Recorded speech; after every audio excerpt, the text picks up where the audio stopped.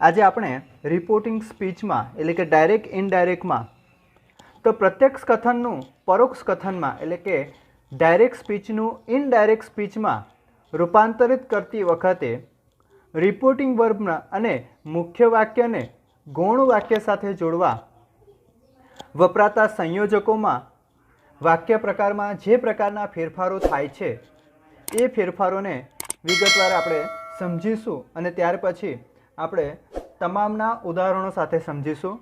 તો મિત્રો આપણે આગળ એક કોઠો છે એના પરથી આપણે સમજીશું કે પહેલાં આપ્યું છે ટાઈપ્સ ઓફ સેન્ટન્સ એટલે કે વાક્યના પ્રકારો, બીજું આપ્યું છે રિપોર્ટર એટલે કે જે બોલે છે તે, રિપોર્ટિંગ વર્બ એટલે કે રિપોર્ટર અને લિસનર જે બોલે છે અને જે સાંભળે છે એ બે વચ્ચે જે લખાતા ક્રિયાપદો છે એ, ત્યાર પછી યુજીસ કે આ જે તે ઉપયોગ આપણે કઈ કઈ જગ્યાએ કરવાનો છે તે, અને છેલ્લે છે સંયોજક એટલે કે બે વાક્યને જોડવા માટે જે સંયોજકનો ઉપયોગ થાય છે તે સંયોજક.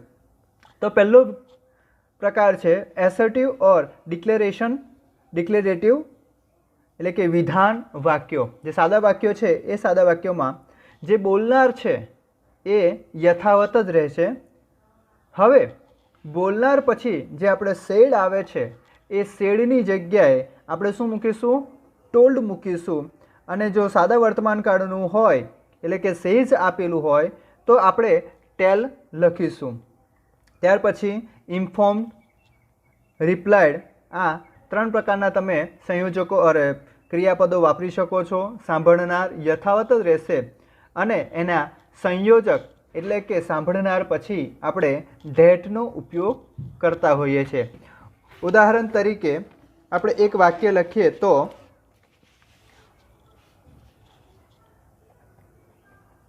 કનુ સેડ મનુ. જો આ પ્રકારનું વાક્ય હોય તો આપણે શું કરીશું? Kanu told Manu that. તો આ પ્રકારે વિધાન વાક્યની અંદર આપણે પરિવર્તિત કરીશું. ત્યાર પછી મિત્રો બીજો પ્રકાર છે પ્રશ્નાર્થ વાક્ય એટલે કે ઇન્ટરોગેટિવ ઓર ક્વેશ્ચન્સ. એમાં પણ બોલનાર યથાવત રહેશે પરંતુ રજૂ કરતા ક્રિયાપદોમાં આસ્ક્ડ અથવા ઇન્ક્વાયર ઓફનો ઉપયોગ થાય છે અને WH ક્વેશ્ચનમાં એનો ઉપયોગ થાય છે. સાથે સાથે ટુ બીના રૂપથી એટલે કે નોન WH ક્વેશ્ચન એમ, ઇઝ, આર થી જો પ્રશ્ન પૂછાતો હોય તેમાં પણ આનો ઉપયોગ કરતા હોઈએ છીએ. બીજી મહત્વની વાત કે સંયોજક તરીકે WH ક્વેશ્ચનથી જો પૂછાયો હોય તો WH ક્વેશ્ચનવાળો શબ્દ જ એના સંયોજક તરીકે મુકાય છે. આપણે આગળ ઉદાહરણો જોઈશું તેમના હું તમને વ્યવસ્થિત રીતે તમને ખબર પડશે. અને જો ટુ બીના રૂપથી પ્રશ્ન પૂછાયો હોય, do, does, did, whatever જે આવે છે તે, તો એનાથી જો પૂછાયો હોય તો ઇફ અથવા વેધરનો આપણે ઉપયોગ કરતા હોઈએ છીએ. અને જે બીજું વાક્ય પાછળથી રહ્યું છે જે પ્રશ્નાર્થ વાક્ય એને આપણે વિધાન વાક્યમાં પરિવર્તિત કરવું પડે છે. ત્યાર પછી છે ઇમ્પેરેટિવ આજ્ઞાર્થ વાક્યોમાં.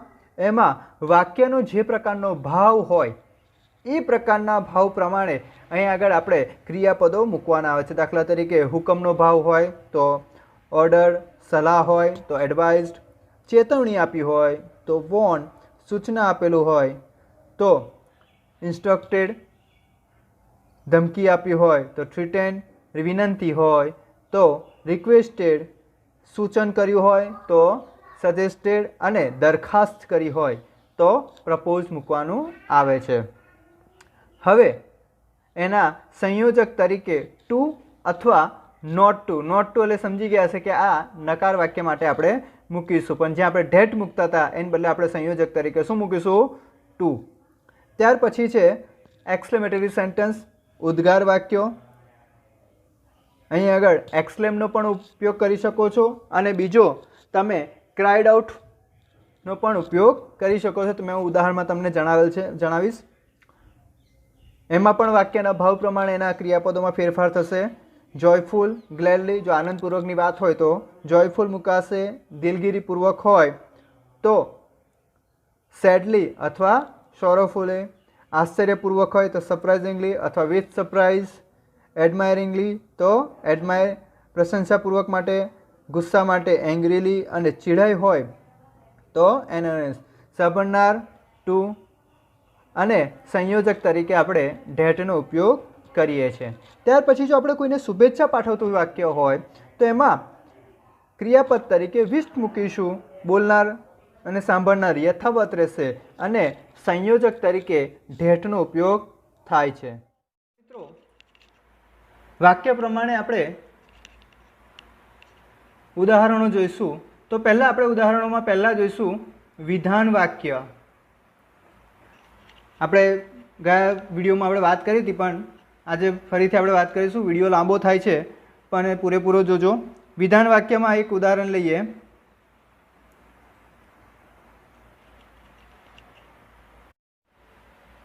તો મિત્રો ચાલો આપણે આને સોલ્વ કરીએ.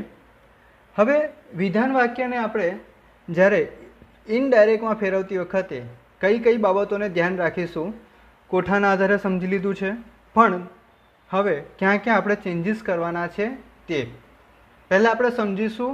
વાક્યના પ્રકારને કે વિધાન વાક્ય છે માટે આપણે જે પ્રકારના ચેન્જીસ થશે એમાં પહેલાં આપણે પ્રોનાઉનમાં ચેન્જ કરવું પડશે. ત્યાર પછી કાળની ઓળખાણ કરવી પડશે. તો કાળની ઓળખાણ શાના પરથી થાય? તો ક્રિયાપદ. તો ક્રિયાપદ શું છે? ફોરગેટ છે, એટલે મૂળ ક્રિયાપદ છે. માટે આ વાક્ય સાદા વર્તમાન કાળનું છે. હવે મિત્રો ત્યાર પછી કયા કયા સર્વનામો આવેલા છે? તો અહીંયા માય છે અને આટલી જગ્યાએ માય વપરાયેલું છે. તો પહેલાં સમજીએ આઈ કોના માટે વપરાયેલું છે? કિંજલ માટે. એટલે આઈનું શું કરવું પડશે? આપણે આઈનું સી કરવું પડશે. અને માય એ સંબંધક સર્વનામ છે માટે માયનું આપણે કરીશું હર, કારણ કે છોકરી છે માટે. તો ચલો હવે ટ્રાન્સફર કરીશું. સાદું વર્તમાન કાળ છે એટલે ભૂતકાળમાં ટ્રાન્સફર થશે. કિંજલ સાંભળનાર આપેલું છે એટલે સેડ ટુની બદલે આપણે શું કરીશું? ટોલ્ડ. અક્ષય ડેટ સંયોજક તરીકે, આઈનું સી, ઓફન આનું ભૂતકાળ કરવાનું છે એટલે ફોરગોટ, માયનું her things, at her friends places. આ થઈ ગયું આપણું ઇનડાયરેક્ટ. ચલો મિત્રો બીજું જોઈએ આપણે. The next train to Mumbai will leave at 10:10 PM. The inquiry clerk said to the passenger. Same વાક્ય છે, પરંતુ અહીં આગળ આપણે કાળને ઓળખીશું તો વિલ છે. દેટ મીન્સ કે આ ભવિષ્યકાળનું છે. તો પણ આ શામાં ટ્રાન્સફર થશે? આ ભૂતકાળમાં જ ટ્રાન્સફર થશે. તો લેટ્સ સી આનો જવાબ શું આવશે? The inquiry clerk told the passenger that. ચાલો અહીંયા સુધી થઈ ગયું. હવે જવાબ આપણે લખવાનો છે તો ક્યાં ક્યાં ચેન્જ કરવાનું છે? તો ધ નેક્સ્ટ ટ્રેન તો ઇન્ક્વાયરી છે માટે અહીંયા આગળ કશું ચેન્જ નહીં થાય એટલે ધ નેક્સ્ટ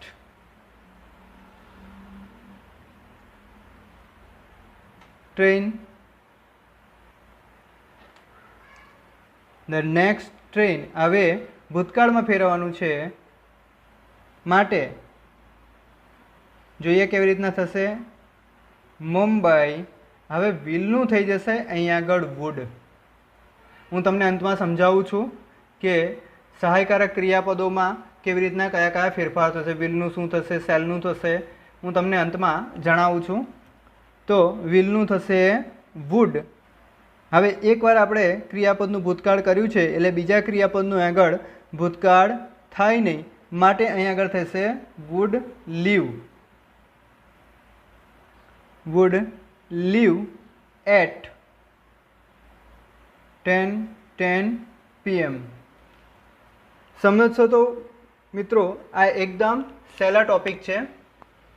વિધાન વાક્ય જોયા પછી આપણે ઉદ્ગાર વાક્ય જોઈશું કે ઉદ્ગાર વાક્યની અંદર કેવા કેવા ફેરફારો આવે છે.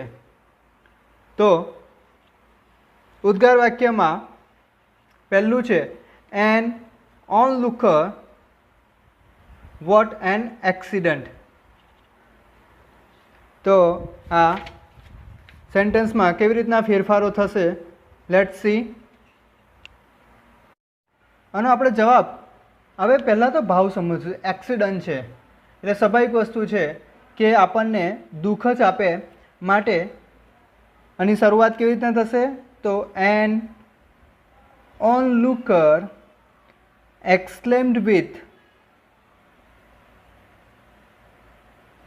exclaimed sorrowfully. હવે આ ના લખવું હોય તો આના બદલામાં આપણે લખી શકીએ છીએ cried out with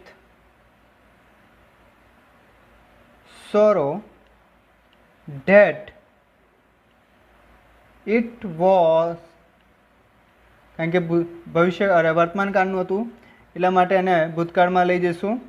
it was વિશેષણ વાપરીશું અહીં આગળ રિયલી અ ટેરિબલ એક્સિડન્ટ. ત્યાર પછી મિત્રો આપણે બીજું ઉદાહરણ પણ છે આપણી પાસે. How dirty this place is said the visitor. હવે ગંદકી જોઈને આપણને હંમેશા શું થાય છે, ગંદકી જેવી ફિલિંગ થાય ને, તો એની માટે આપણે શબ્દ વાપરીશું ડિસ્ગસ્ટિંગ. એટલે કે disgusting fully the visitor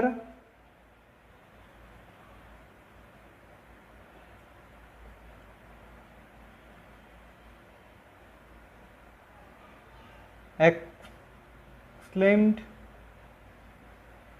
disgustfully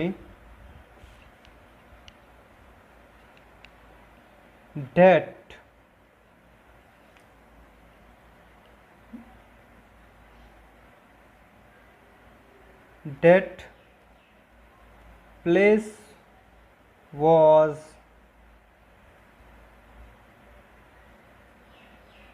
very dirty. અહીં આગળ મિત્રો જે ધેટ વપરાયું છે બીજી વાર એ ધીસની જગ્યાએ વપરાયું છે. જ્યાં આગળ આપણે ધીસનું છે ને એ ધીસની જગ્યાએ શું થઈ ગયું, ધેટ થઈ ગયું. મેં તમને પ્રથમ વિડીયોમાં જણાવ્યું હતું, પરંતુ આ વિડીયોમાં પણ હું તમને જણાવીશ, પણ અંતમાં જણાવું છું કે કયા કયા ફેરફાર આપણે કહીશું. ધેટનું શું થઈ જશે, ધીસ થઈ જશે, અરે ધીસનું ધેટ થશે. ત્યાર પછી મિત્રો હવે આપણે લેટ્સવાળા વાક્ય જોઈએ કે લેટ્સવાળા વાક્યોમાં કેવી રીતના પરિવર્તનો કરવા પડે છે. તો લેટ્સમાં હંમેશા આપણને કાં તો પ્રપોઝલ હોય છે કાં તો રિક્વેસ્ટ હોય છે, અરે સજેશન હોય છે. તો આ વાક્યને આપણે જો પરિવર્તિત કરવું હોય તો શું થશે, let's go for a visit to the exhibition said the teacher to the student. આ શું દર્શાવે છે ભાવ, પ્રપોઝલનો ભાવ દર્શાવે છે. માટે the teacher proposed to the students that બહુવચન છે એટલા માટે આપણે ધે મૂક્યું છે, they should go for a visit to the exhibition. બીજું એક આપણી પાસે છે Akash, let's me ask you just one things for my guardians sir. તો આ શું છે, રિક્વેસ્ટ કરે છે. લેટ મી આસ્ક એટલે કે રિક્વેસ્ટ. તો આકાશ requested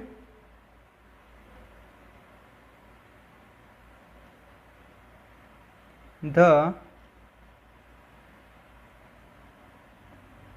gentleman to let him ask just one thing for his guidance. હવે મિત્રો લેટ્સ અને લેટ આ બેમાં થોડોક ફરક આવે છે. જ્યારે લેટવાળું વાક્ય હોય તો લેટ આપણે રહેવા દઈશું અને જ્યારે લેટ્સ આવશે તો લેટ્સના બદલે આપણે મૂકીશું શુડ. ફરીથી તમને કહું છું કે જો લેટ હોય રિક્વેસ્ટવાળું વાક્ય હોય તો લેટ જ આપણે મૂકીશું અને લેટ્સ હોય તો લેટ્સની જગ્યાએ આપણે શુડ મૂકીશું. હવે મિત્રો આજ્ઞાર્થ વાક્ય જોઈશું. તો આજ્ઞાર્થ વાક્યમાં manager bring me that file soon Ramji કયો ભાવ દર્શાવે છે? કમાન્ડ આપે છે એટલે કે ઓર્ડર આપે છે. તો આ વાક્યને આપણે જ્યારે ઇનડાયરેક્ટમાં ફેરવીશું તો જોઈએ કેવું થાય છે. એનો જવાબ મેનેજર ઓર્ડર્ડ રામજી, સંયોજક તરીકે આપણે ટુ મૂકીશું, બ્રિંગ હિમ ધીસનું થશે સોરી ધેટ જ છે એટલે ડેટનું ડેટ રહેશે, ડેટ ફાઇલ સૂન. ત્યાર પછી બીજું ઉદાહરણ છે blind man please help me to cross. Please આપ્યું છે એટલે રિક્વેસ્ટ દર્શાવે છે. તો જવાબ આવશે the blind man requested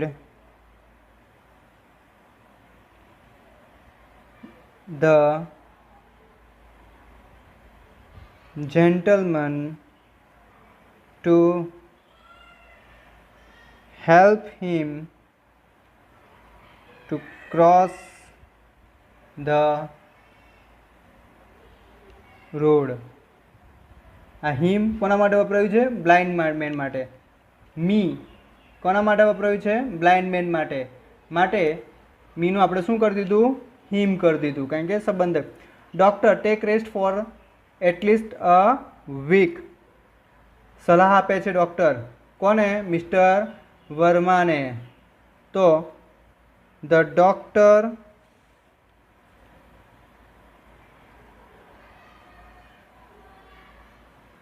advised કોને આપે છે? મિસ્ટર વર્માને ટુ ટેક રેસ્ટ. એટલું યાદ રાખજો મિત્રો કે એડવાઇસની અંદર આપણે કાળ પરિવર્તિત કરતા નથી. ઉદ્ગાર વાક્ય આજ્ઞાર્થ વાક્યની અંદર આપણે બીજા કોઈ પ્રકારના પરિવર્તનો કરતા નથી. Take rest for at least a week. તો આ થયા આપણા આજ્ઞાર્થ વાક્યો. અંતમાં આપણે પ્રશ્નાર્થ વાક્ય જોઈશું કે પ્રશ્નાર્થ વાક્ય બનાવતી વખતે આપણે કયા કયા ફેરફારો અને કયા કયા પરિવર્તનો કરવાના છે તેની ધ્યાન આપીશું. તો સૌથી પહેલાં પ્રશ્નાર્થ વાક્ય છે એટલે આરવીમાં મધર આસ્ક્ડ નિધિ. અહીંયા સુધી તો આપણે લખી લઈશું. ત્યાર પછી ધ્યાન રાખવાનું છે કે પ્રશ્ન શાનાથી પૂછાયો છે? WH ક્વેશ્ચનથી કે ટુ બીના રૂપથી? તો વાક્ય અહીંયા આગળ WH ક્વેશ્ચનથી શરૂઆત થાય છે એટલે જ્યારે WH ક્વેશ્ચનથી શરૂ થતું હોય તો કંજક્શન તરીકે એને એ જ શબ્દ મૂકવો પડે છે. એટલે કંજક્શન તરીકે આપણે હાવ લઈશું અને જે પ્રશ્નાર્થ વાક્ય છે એ પ્રશ્નાર્થ વાક્યને આપણે સાદા વાક્યમાં એટલે કે વિધાન વાક્યની અંદર પરિવર્તિત કરવું પડે છે. માટે આ વાક્યને આપણે શામાં વિધાન વાક્યની અંદર પરિવર્તન કરવું પડશે. તો હાવ આવી ગયું. વિધાન વાક્યની અંદર કર્તાનું સ્થાન પ્રથમ હોય છે માટે આ યુ કોના માટે વપરાયું છે? તો નિધિ માટે વપરાયું છે. તો નિધિ માટે એનું પ્રોનાઉન વાપરીશું સી. ડીડ છે એટલે કે ભૂતકાળ છે, તો ભૂતકાળનું આપણે થશે પૂર્ણ ભૂતકાળ. એટલે શું થશે? તો એના ટુ બીનું રૂપ તરીકે આપણે લખીશું હેડ. She had. ત્યાર પછી ક્રિયાપદનું ભૂતકૃદંતનું રૂપ લખીશું she had manage two finish that work so soon. એક વધારે ઉદાહરણ લઈ લઈએ મિત્રો. ચાલો અહીં આગળ જોઈશું. I asked my friend does your sister work at Reliance. પ્રશ્નાર્થ છે. પ્રશ્ન શાનાથી પૂછાયો છે? ટુ બીના રૂપથી. એટલે સંયોજક તરીકે આપણે ઇફ વાપરીશું અથવા વેધર વાપરીશું, પણ ઇફ આપણને સહેલું પડે છે માટે ઇફથી બનાવીશું. તો જવાબ કેવો આવશે? આઈ આસ્ક્ડ માય ફ્રેન્ડ ઇફ. હવે વાક્યને આપણે શું બનાવવાનું છે? વિધાન. યોર કોના માટે વપરાયું છે? માય ફ્રેન્ડ માટે. તો અહીં આગળ આપણે એનું પ્રોનાઉન વાપરીશું. તો જ્ઞાતિ કોઈ ચોખ્ખી જાતિ કોઈ ચોખ્ખી આપણને ખબર પડતી નહીં, હીઝ કે હર લખીશું. તો બેમાંથી જે પણ લખીશું તે બંને કેવા રહેશે? સાચા રહેશે. માટે આપણે અહીં કરીશું હર સિસ્ટર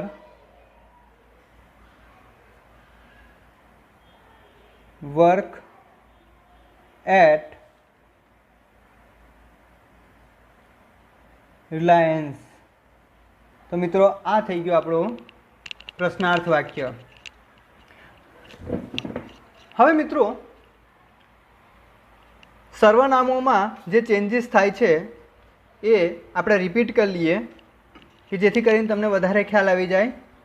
તો સર્વનામોમાં થતા ફેરફારોમાં પ્રથમ પુરુષમાં જે ફેરફાર થાય છે તે તો આઈનું થશે મી અથવા તો માય.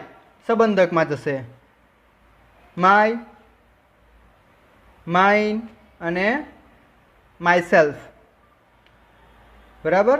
જે પ્રકારનો સંબંધ એ પ્રકારના આપણે એના પ્રોનાઉન વાપરીશું. એવી રીતના વીનું થશે અસ, અવર, અવર્સ અને અવર સેલ્ફ. આ જે તમામ પ્રોનાઉન છે એ સંબંધના આધારે કોઈ વસ્તુ સાથે સંબંધ ધરાવતા હોય તો એ પ્રકારના આપણે પ્રોનાઉન મૂકવાના. બીજા પુરુષ માટે તો બીજા પુરુષની અંદર કેવા ફેરફાર થશે? જો યુ હોય તો યુ આવે, સંબંધક હોય યોર,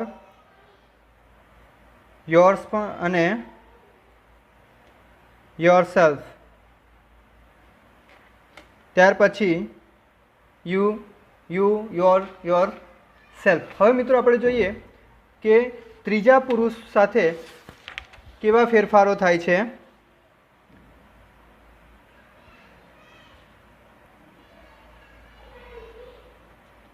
તો હીનું થશે હિમ, હીઝ સંબંધક અને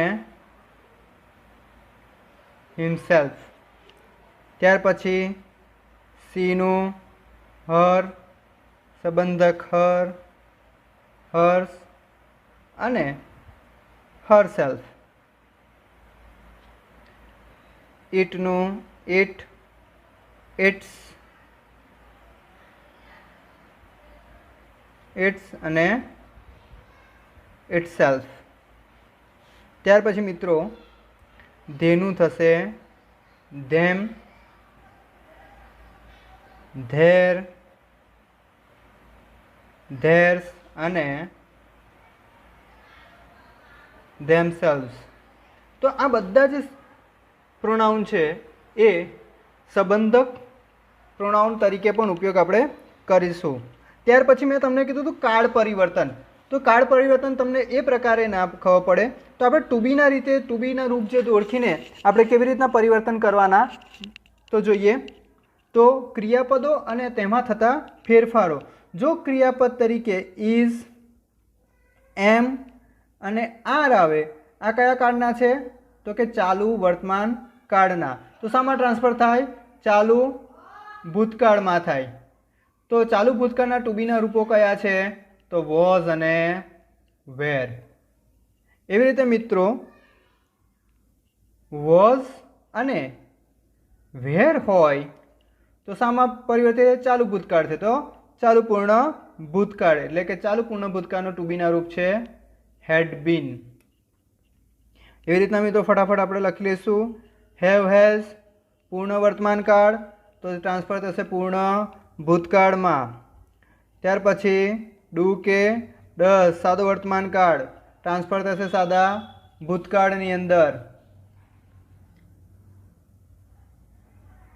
ડીડ ભૂતકાળ પૂર્ણ ભૂતકાળમાં ટ્રાન્સફર થશે. મોડલ ઓક્ઝિલરીઝ કેનનું થશે કુડ. સેલ અને વિલનું ટ્રાન્સફર થશે વુડમાં. ત્યાર પછી મિત્રો મેનું થશે માઇટ, MIGHT. આ થયા ક્રિયાપદોમાં થતા ફેરફારો. હવે મિત્રો ક્રિયાપદોના ફેરફારો જોયા પછી સમયદર્શક શબ્દો, સ્થળદર્શક શબ્દો, વિશેષણો, નજીકતા દર્શક શબ્દો એમાં થતા ફેરફારો ફટાફટ જોઈ લઈએ. એકવાર આપણે જોયેલું છે તો પણ છતાં આપણે ફટાફટ જોઈ લઈશું. ધીસનું ધેટ થશે, ધીઝનું ધોઝ, હિયરનું ધેર, જસ્ટ નાવ અથવા નાવ એનું થશે ધેન, કમનું થશે ગો, ટુડે ટુડેનું થશે ધેટ ડે,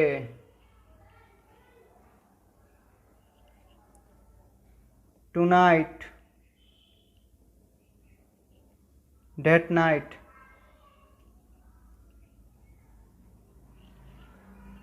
ત્યાર પછી સોફારનું થશે ટીલ ધેટ ટાઈમ.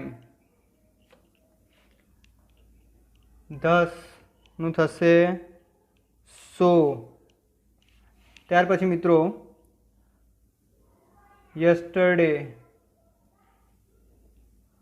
યસ્ટરડેનું થશે ધ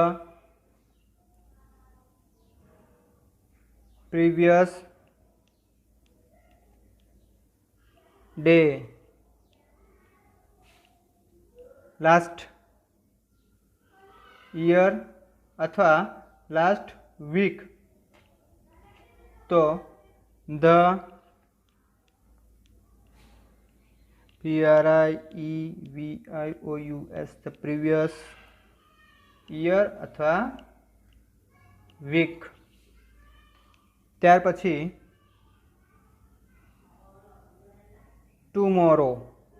ટુમોરોનું થશે ધ નેક્સ્ટ ડે અથવા તો ધ ફોલોઈંગ ડે. તો મિત્રો આ તમામ બાબતોનો નાની નાની જે બાબતો છે એ બાબતોનું જો તમે ધ્યાન રાખશો તો તમે આરામથી ડાયરેક્ટ ઇનડાયરેક્ટને કન્વર્ટ કરી શકશો. હવે મિત્રો, હવે રહી વાત આપણે 10મા અને 12મામાં પૂછાતા જે પેરેગ્રાફ વાઇઝ જે ટ્રાન્સફોર્મેશન કરવાનું આવે છે ઇનડાયરેક્ટમાં, તે આગળના ભાગમાં આપણે એની પ્રેક્ટિસ જોઈશું. Thank you.